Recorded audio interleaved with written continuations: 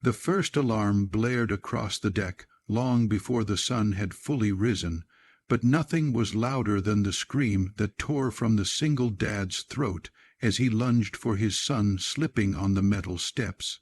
In that split second, as the ship rocked gently under the pale morning light, every sailor turned, yet no one moved fast enough.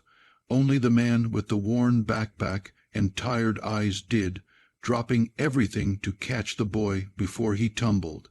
The deckhands saw only a terrified father. They had no idea they had just witnessed the moment that would shake the entire naval ship to its core. If you believe in kindness, compassion, and second chances, please like, comment, share, and subscribe to our channel Kindness Corner.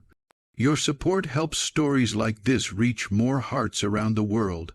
The single dad's name was Rowan Mercer, a 41-year-old mechanic from a small coastal town. His palms were rough, his shoulders permanently slouched from years of carrying burdens far heavier than toolboxes, and his heart carried scars that didn't show. He had boarded the naval ship that morning as a civilian guest, part of a special outreach program allowing families of fallen veterans to tour the vessel. Rowan hadn't wanted to come. Crowds made him uneasy. The ocean reminded him of people he lost, but his 11-year-old son, Jace, had begged him for weeks. Ever since learning that his mother, Owen's late wife, had once dreamed of joining the Navy, Jace wanted to see what her life might have looked like. Rowan agreed because he never denied his son anything that kept her memory alive. The SEALs aboard the ship were already running drills, their voices sharp and echoing in the morning air. Among them was Lieutenant Criswell Maddox, a towering figure with a shaved head, a grin built for mischief, and a reputation for teasing new recruits.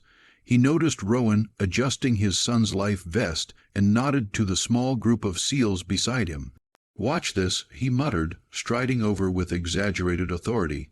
The mood was light, the morning bright, and his intent, at least for the moment, was harmless. When he stopped in front of Rowan, he eyed him up and down like an instructor inspecting a recruit. Rowan froze, uncertain why one of the most elite warriors in the world was staring at him. Maddox smirked and asked loudly, "All right, civilian, what's your rank?" The younger SEALs behind him chuckled. They expected Rowan to stammer or wave him off. Instead, Rowan looked away, tightening the straps on Jace's life vest. His voice was low, shaken, and hardly more than a whisper. "I don't have one anymore." Maddox raised a brow at the strange answer. He had expected confusion or laughter, not grief. "Anymore," he echoed. Before Rowan could respond, an older sailor who had been guiding the tour stopped, turning sharply toward the group. His expression changed instantly, the color leaving his face. "Sir, what's your name?" he asked Rowan carefully, almost reverently. Rowan sighed, as if the question itself carried weight. "Rowan Mercer, but it doesn't matter. I'm just here for my kid." The sailor stumbled back a step. "Rowan Mercer, from the Meridian Rescue, the Pacific Firefall incident." Now whispers spread across the deck like wildfire.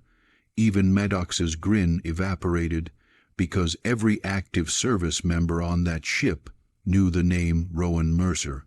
12 years earlier, during a catastrophic naval blaze near the Meridian training platform, Rowan, then a decorated petty officer, first class and emergency diver, had saved 18 sailors by repeatedly diving into burning waters after an explosion tore through the deck.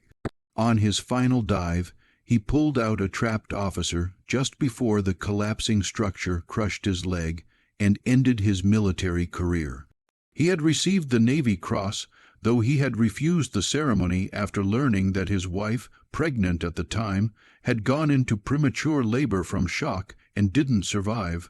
Rowan's world had ended that day. He left the Navy quietly, refusing interviews, refusing medals, refusing anything that felt like praise for a day that took the love of his life away. By the time Maddox realized what he had stepped into, officers were already rushing across the deck. Then came the Admirals, 3 of them, men who rarely appeared together unless something monumental was happening.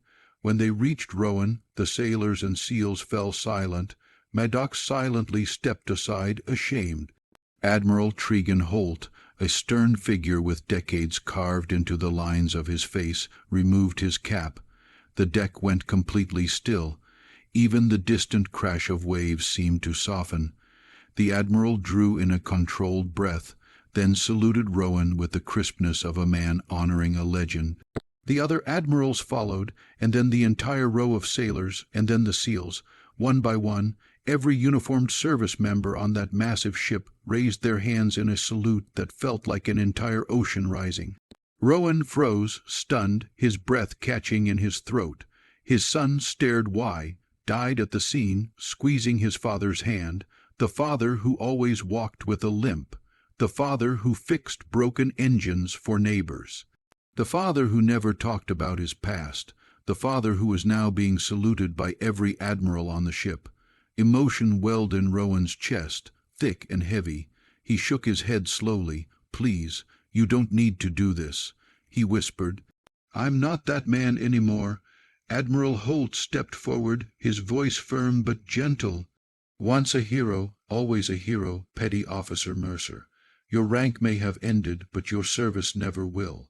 You saved more of my men that day than most save in a lifetime. Today we honor you, not for your uniform, but for your heart." Rowan's eyes burned as tears blurred the sunlight.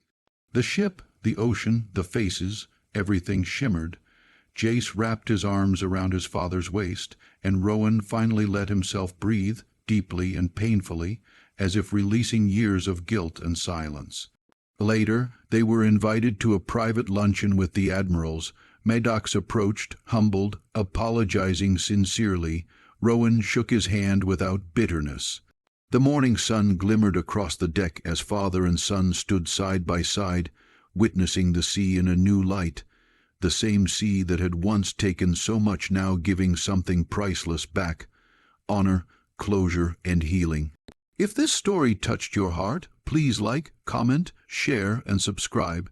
Your engagement helps Kindness Corner continue sharing stories that bring light, compassion, and humanity back into the world. Before we end, please take a moment to comment one word that this story made you feel.